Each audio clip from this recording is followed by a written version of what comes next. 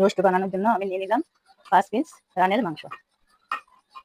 এখন এটারে লবণ দিয়ে ম্যারিনেট করে রাখবো। রোস্ট রান্নার জন্য কড়াইতে তেল দিয়ে দিলাম। প্রথমে আমি পেঁয়াজগুলো ভেজে নিব, বেরেস্তা করে নিব। এই যে পেঁয়াজ দিয়ে আমার ভাজা হয়ে গেছে, এখন আমি নামিয়ে নিব। যে পেঁয়াজগুলো নামিয়ে নিয়েছি আমি সেই তেলে মাংসগুলো ভেজে নিব। এখানে মাংস ভাজা হতে হতে আমি এখানে দইটা ফেটিয়ে নিয়েছি এবং সেটার সাথে একটু লবণ, কাজু পোস্ত বেটে নিয়েছি, একসাথে মিশিয়ে নিব। তারপর এলাচি, দারচিনি, লং, জায়ফল, জয়ত্রী বেটে নিয়েছি, এটা মিশিয়ে দেব।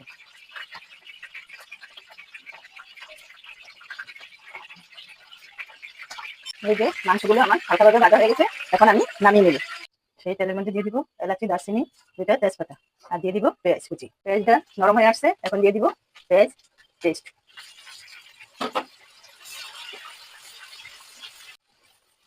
তার সাথে দিয়ে দিব আমি রসুন বাটা, আদা বাটা এবং একটু কাঁচামরিচ বাটা।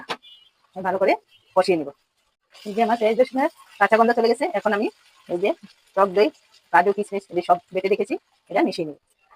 দিয়ে দিব মশলা দেওয়ার পর দিয়ে দিব একটু জিরা গুঁড়া, ধনিয়া গুঁড়া।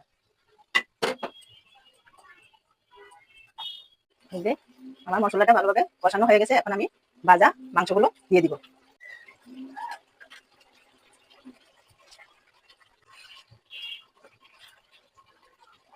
মাংসটা সিদ্ধ হওয়ার জন্য আমি এখানে দুধ গুলে নিয়েছি, দিয়ে দিব।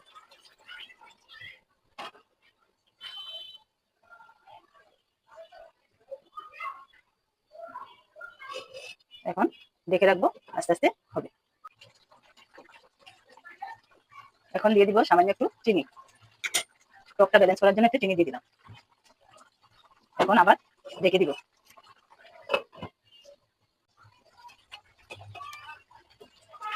এখন কিছু বেরেস্তা দিয়ে দিব।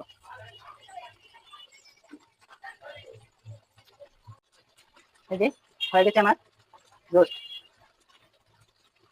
এখন আমি নামিয়ে নেব।